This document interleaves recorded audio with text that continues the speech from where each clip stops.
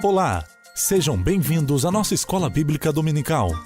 Para um melhor aproveitamento deste estudo, nós encorajamos você a ter uma Bíblia em mãos, assim como papel e caneta para anotações. Agora junte-se a nós com o pastor Alexander Maia, ensinando a Palavra de Deus. Olá, irmãos e amigos, graça e paz a todos. Bem-vindos à nossa Escola Bíblica. Na semana anterior, tivemos a oportunidade de conhecer um pouco mais sobre a visão que João teve do trono de Deus e do livro selado com 7 selos, que contém a história do conflito entre as forças do mal e do bem. E cada selo vai mostrar, ao ser aberto, uma cena desse conflito. Esses 7 selos, que fechavam o livro das revelações, nos mostram 2 verdades. A primeira é que este livro é muito importante. E a segunda é que o conteúdo do livro é verdadeiro. Lembre-se que o selo era sempre o identificador da autoridade de quem o usava, e por isso só poderiam ser abertos por seu proprietário ou legítimo representante. Em todo o universo, somente Jesus Cristo, o Cordeiro de Deus, foi achado digno de abri-los. Antes de tomarem conhecimento da manifestação final da ira de Deus, os destinatários da carta, os crentes perseguidos, precisavam tomar conhecimento da absoluta soberania de Deus, que dirige todas as coisas conforme os seus desígnios. As coisas não acontecem por acaso. Tudo em nossas vidas é um processo de conhecimento e de permissão de Deus, e tem um porquê. Com esta verdade no coração, tanto os primeiros cristãos como nós aqui no século XXI podemos acompanhar os acontecimentos da história consolados pela certeza da vitória final de Deus, do seu Cordeiro e de todos os remidos pelo seu sangue.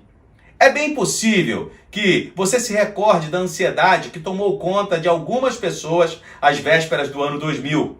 Muitas pessoas, ao longo da história da humanidade, se atreveram a marcar data para o fim do mundo. E sempre que esse assunto surge, a apreensão e o medo destes são inevitáveis. Para essas pessoas, o termo apocalipse soa como um anúncio de destruição catastrófica, de terror indescritível. Mas não para o povo de Deus, que tem a visão correta de que é o Senhor quem dirige a história e que a vitória final é sua e do seu povo. Isso nos traz paz e alegria ao coração. A segurança de conhecer o resultado final dessa guerra e de saber para onde vamos e como seremos recebidos. Por isso tudo vale a pena permanecer fiel até o fim. Muito bem, se você já está com sua Bíblia em mãos, vamos conhecer um pouco o conteúdo dos selos. Os 4 primeiros selos revelam a João uma sequência de 4 cenas. Mostram a atuação de 4 forças de destruição presentes no fluxo de eventos que compõem a história da humanidade e usadas por Deus como expressão de sua ira contra o mal. Vejamos o texto bíblico. Apocalipse capítulo 6, verso 1. Observei quando o Cordeiro abriu o primeiro dos 7 selos. Então ouvi um dos seres viventes dizendo com voz de trovão: venha! Olhei e diante de mim estava um cavalo branco. Seu cavalheiro empunhava um arco e foi-lhe dada uma coroa. Ele cavalgava como vencedor, determinado a vencer. Alguns estudiosos acham que esse homem montado sobre o cavalo branco representa Cristo, mas a interpretação mais aceita leva em consideração que a imagem provém de um contexto histórico. A descrição deste primeiro cavaleiro muito se assemelha aos guerreiros persas, considerados os piores inimigos de Roma, que habitavam na região do atual Irã. Eles eram os melhores arqueiros da época. Segundo o comentarista bíblico Ray Summers, este primeiro cavaleiro representa o desejo de conquista, a força militar. A cor branca do cavalo representa a vitória. Cavalos brancos sempre eram usados por conquistadores em suas marchas triunfais. Este cavalo simbolizava com os outros 3 uma das forças que deveriam promover a queda do Império Romano. Os cristãos deviam ver nele um sinal de vitória. Roma, poderosa e má, não ficaria de pé. O segundo selo mostra o segundo cavaleiro que, montado num cavalo vermelho, traz uma espada em suas mãos, capaz de tirar a paz da terra. Verso 3. Quando o Cordeiro abriu o segundo selo, ouvi o segundo ser vivente dizer: venha! Então saiu outro cavalo, e este era vermelho. O seu cavalheiro recebeu o poder para tirar a paz da terra e fazer que os homens se matassem uns aos outros, e lhe foi dada uma grande espada. Tudo nos leva a crer que este é o símbolo da guerra. Nada mais natural que o primeiro grande problema da humanidade, o desejo imperialista de subjugar outros povos, use das guerras para levar adiante suas conquistas. A terceira cena, vista por João, apresenta o terceiro grande problema da humanidade, em parte gerado pelos dois primeiros, que é a fome. Verso 5. Quando o cordeiro abriu o terceiro selo, ouvi o terceiro ser vivente dizer: venha. Olhei e diante de mim estava um cavalo preto. Seu cavaleiro tinha na mão uma balança.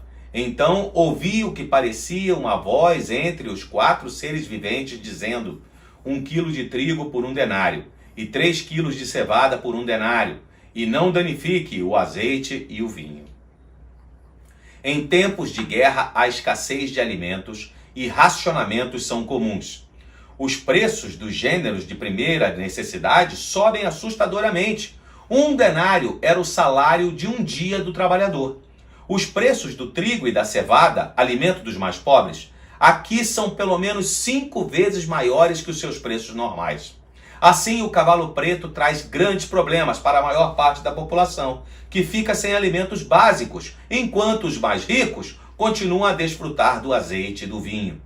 Não é difícil identificar em nossos dias os mesmos problemas.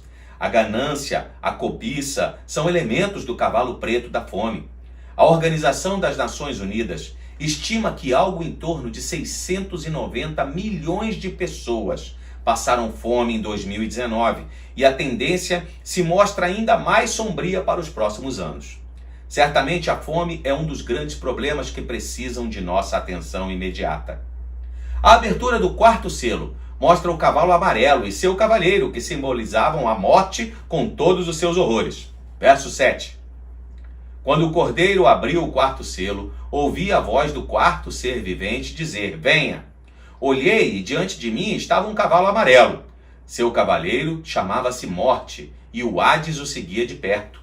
Foi-lhes dado o poder sobre 1/4 da terra para matar pela espada, pela fome, por pragas e por meio dos animais selvagens da terra.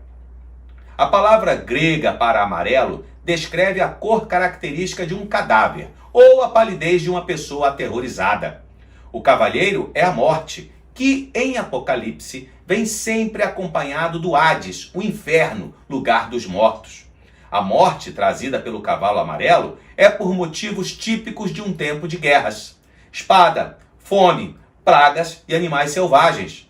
Mas ela só tem permissão para agir dentro dos limites estabelecidos por Deus.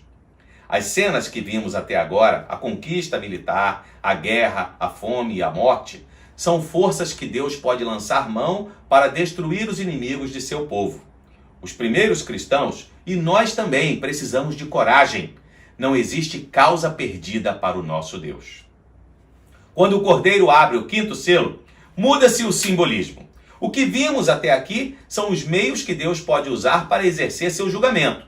Agora, veremos a razão desse julgamento. A causa da próxima manifestação da ira de Deus sobre Roma é a iniquidade, cuja maior expressão consistia em perseguir e matar os servos de Cristo. Verso 9. Quando ele abriu o 5º selo, vi debaixo do altar as almas daqueles que haviam sido mortos por causa da palavra de Deus e do testemunho que deram. Eles clamavam em alta voz: até quando, ó soberano, santo e verdadeiro, esperarás para julgar os habitantes da terra e vingar o nosso sangue? Então cada um deles recebeu uma veste branca, e foi-lhes dito que esperassem um pouco mais, até que se completasse o número dos seus conservos e irmãos, que deveriam ser mortos como eles. As almas do que haviam sido mortos nas perseguições foram vistas debaixo do altar de Deus, que significa que estão seguramente guardadas e protegidas, fora do alcance da perversidade que as vitimara. A cena mostra ainda que essas almas estavam conscientes de si próprias, existentes agora em outra dimensão e possuidoras de uma nova natureza. Embora não seja um texto de simples compreensão, essa visão nos conforta com verdades bem evidentes. Primeiro, a alma não mergulha num sono profundo quando o corpo morre. Já aprendemos sobre isso quando estudamos a primeira carta de Paulo aos Tessalonicenses. Uma segunda constatação é que as almas não desaparecem, nem perdem sua identidade e memória. Nos conforta saber também que o servo de Deus que tenha morrido está protegido sobre o poder redentor do sangue de Cristo, onde o mal não atingirá mais. E um dia, com a volta de Jesus, essas almas reaparecerão em nova forma e essência para habitar com Deus por toda a eternidade. As almas dos mártires estavam clamando pela manifestação da justiça de Deus, mas elas foram exortadas a ter paciência, porque o tempo ainda não estava cumprido e muitos outros servos de Deus seriam sacrificados e se juntariam a elas. Você sabia que em 2019, mais de 4.300 cristãos foram mortos em algum lugar do mundo por causa da sua fé? Segundo a organização Portas Abertas, uma agência missionária voltada para a mobilização das igrejas e assistência aos cristãos que vivem sob perseguição, 9.488 igrejas ou propriedades cristãs já foram atacadas em 2020, a exemplo do que aconteceu em Santiago, capital do Chile, esta semana, quando a igreja da Assunção foi incendiada.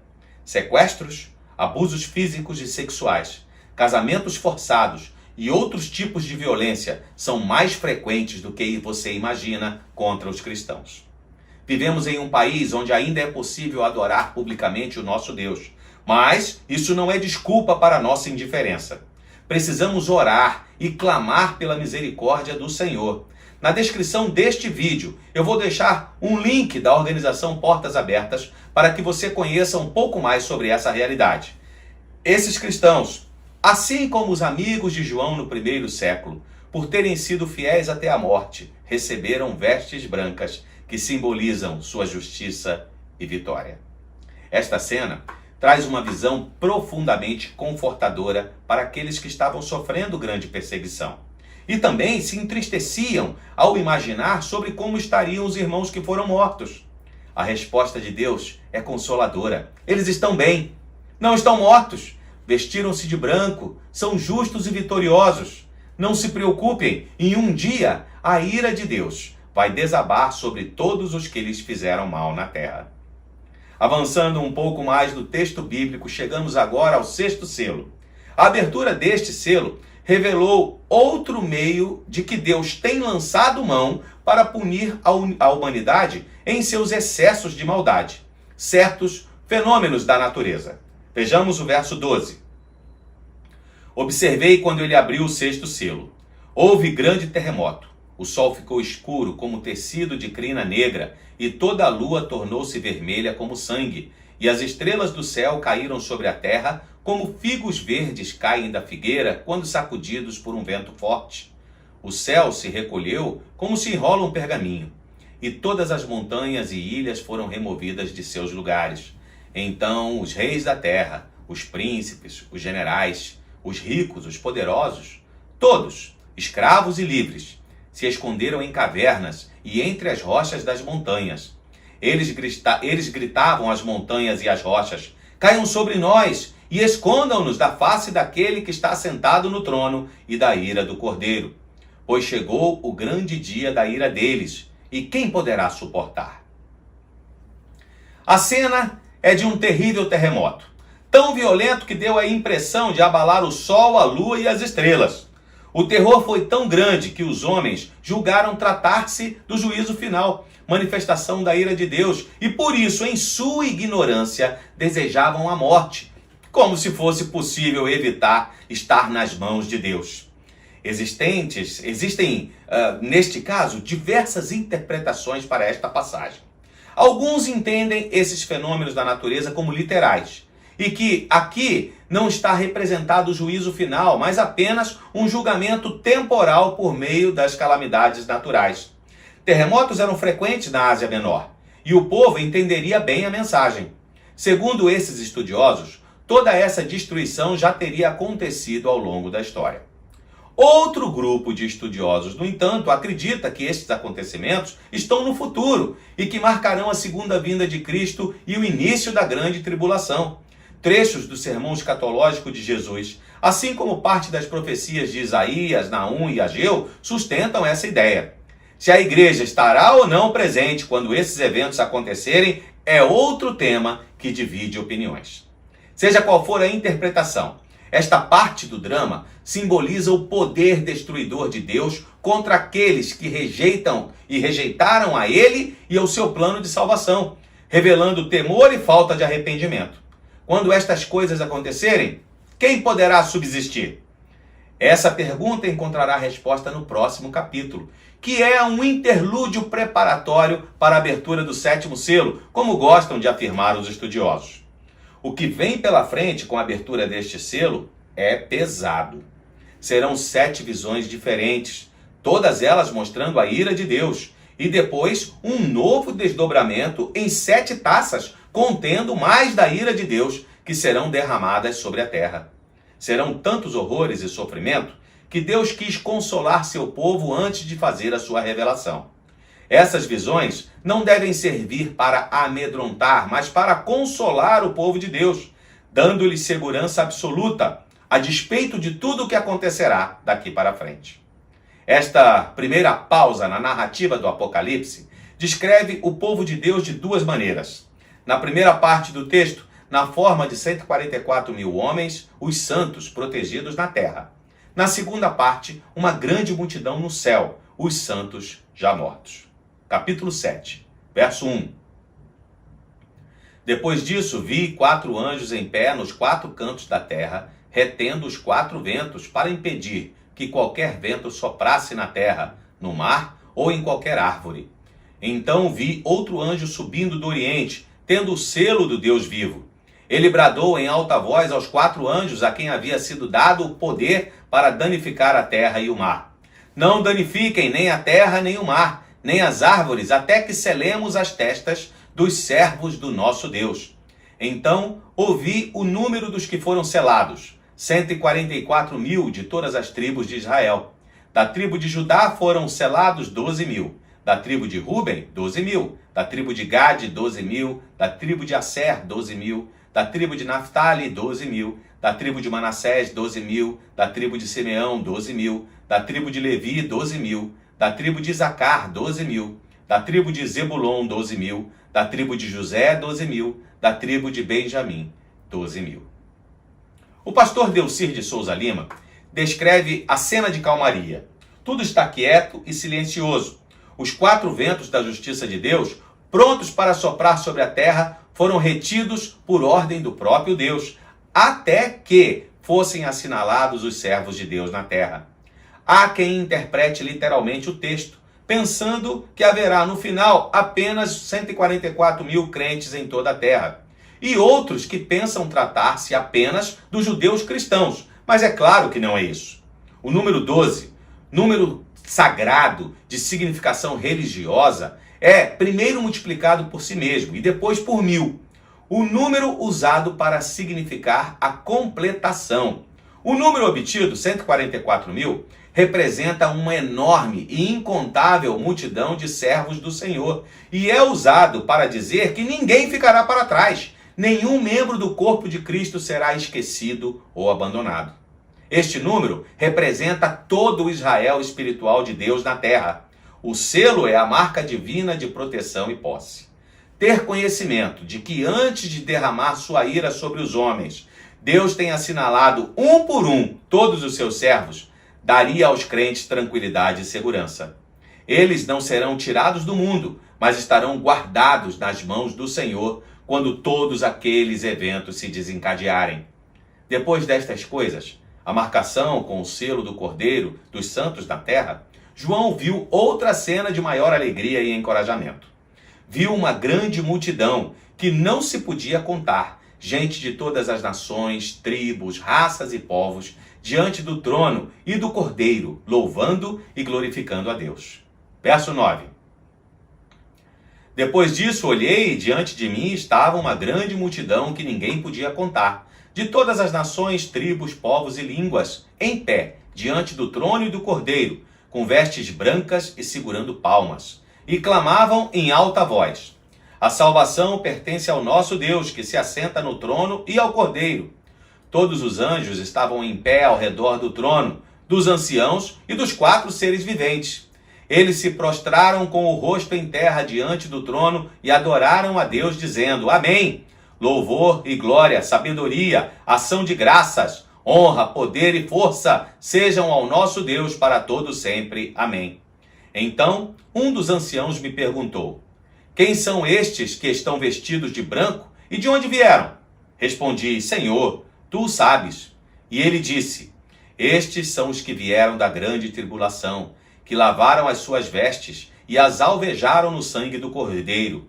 Por isso, eles estão diante do trono de Deus e o servem dia e noite em seu santuário. E aquele que está assentado no trono estenderá sobre eles o seu tabernáculo. Nunca mais terão fome, nunca mais terão sede. Não os afligirá o sol, nem qualquer calor abrasador, pois o Cordeiro está no centro do trono, será o seu pastor. Ele os guiará às fontes de água viva, e Deus enxugará dos seus olhos toda lágrima. Esse grupo não está marcado com o selo de proteção, porque já não precisava mais dela. Estavam fora do mundo e na presença de Deus. Usavam vestes brancas como símbolo de vitória e justiça, e traziam folhas de palmeiras em suas mãos, porque a ocasião era de grande alegria e de festa. Um dos anciãos explica a João que aquelas pessoas são as que haviam passado pela grande tribulação, uma clara referência ao martírio dos cristãos. Agora viviam em paz, felizes e exultantes. O segredo deles é terem lavado suas vestes do sangue do Cordeiro, o que nos ensina que não somente aqueles que morreram na perseguição fazem parte da multidão incontável no céu, mas todos os que foram regenerados por Cristo e assim se tornaram vitoriosos neste mundo. Terminado este período de preparação do povo de Deus, com mensagens de glória e segurança, tanto para os que estão ainda na terra, como para os que já estão em sua presença na eternidade, Jesus vai dar prosseguimento às revelações com a abertura do 7º selo. Capítulo 8, verso 1. Quando ele abriu o 7º selo, houve silêncio nos céus cerca de meia hora. Vi os 7 anjos que se achavam em pé diante de Deus. A eles foram dadas 7 trombetas. Outro anjo, que trazia um incensário de ouro, aproximou-se e ficou em pé junto ao altar. A ele foi dado muito incenso para oferecer com as orações de todos os santos sobre o altar de ouro diante do trono. E da mão do anjo subiu diante de Deus a fumaça do incenso com as orações dos santos. Então o anjo pegou o incensário, encheu-o com o fogo do altar e lançou-o sobre a terra. E houve trovões, vozes, relâmpagos e um terremoto. Quando Jesus abriu o 7º selo, o céu se preparou para revelar outra série de 7 mensagens sobre a justiça de Deus a se manifestar sobre Roma e sobre todos os povos em geral. 3 coisas aconteceram com a abertura do último selo. Primeiro, fez-se um silêncio no céu durante meia hora, um sinal de reverência e expectativa, realçando a importância e a seriedade do conteúdo do 7º selo. Na sequência, apareceram os anjos, a quem foram dadas as 7 trombetas.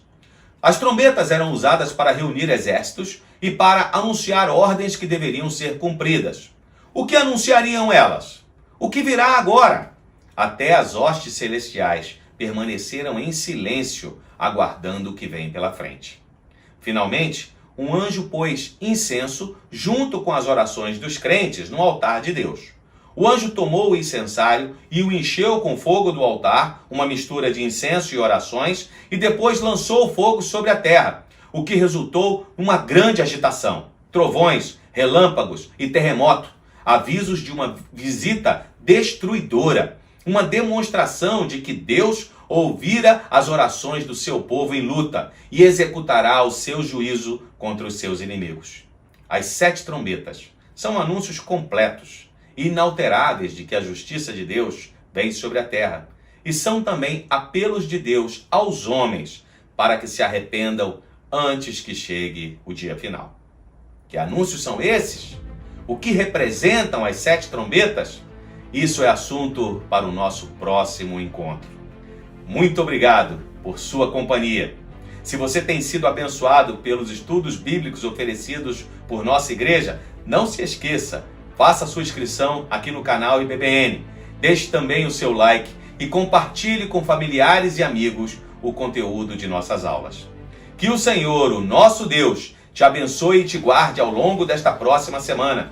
Que o Senhor seja misericordioso para conosco e nos trate não segundo merecemos, mas conforme sua graça e bondade, e que Ele nos dê paz.